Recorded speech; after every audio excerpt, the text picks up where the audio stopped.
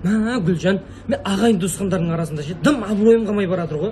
Ана құдағиымның өзі бар емес пе? Мен келетсем ана қара мәшкет келатыр деп айтады екен ғой. Ойбай, құдағиың қалай мәшкет демейді айналайын? Құдалықта не жаттың сен мысалы құдағиыңа? Орамал жаптым ғой. 550 теңгенің орамал дем дұрыстадым жаба ма? Ей, адам сыйлы болу үшін жақсы бір сыйлық беріп көңілін табу керек қой. Не сыйлау керек сонда? Мынаны құдағиым алды мысалға.